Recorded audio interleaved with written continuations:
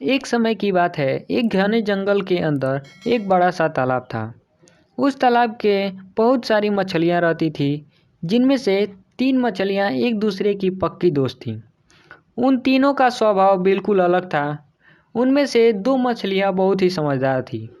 पहली मछली संकट आने से पहले ही अपना बचाव कर लेती थी और दूसरी संकट आने पर अपनी सुरक्षा स्वयं कर लेती थी, जबकि तीसरी मछली सब कुछ भाग्य पर छोड़ देती थी।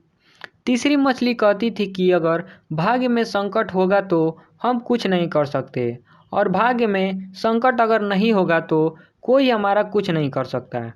एक दिन रास्ते से गुजर रहे एक मछुआरे ने उस तालाब को देख लिया। उसने देखा कि तालाब मछलियों से भरा पड़ा है। उसने तुरंत अपने बाकी साथियों को इस बारे में बताया। मछुआरे और उसके साथियों ने अगली सुबह यहाँ आने और मछलियों को पकड़ने का फैसला किया। लेकिन मछलियाँ ने मछुआरे और उसके साथियों के बीच की बात सुन ली थी। जिन मछलियों ने मछुआरों की बात सुनी थी, उसने तुरंत ही मछलियों को इकट्ठा किया और सारी बात बता दी।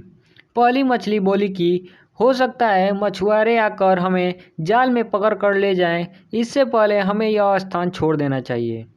तभी तीसरी नंबर वाली मछली बोली कि अगर वो कल नहीं आए तो यह हमारा घर है, हम इसे कैसे छोड़कर जा सकते हैं। अगर भाग्य में लिखा होगा तो हम कहीं भी हो मारे ही जाएंगे, और नहीं लिखा होगा तो हम यहाँ भी सुरक्षित रहेंगे।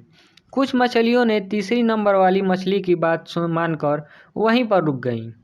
अन्य 2 मछलियाँ तीसरी मछली को समझाने में असमर्थ थीं, इसलिए उन्होंने बाकी मछलियों के साथ तालाब छोड़ दिया।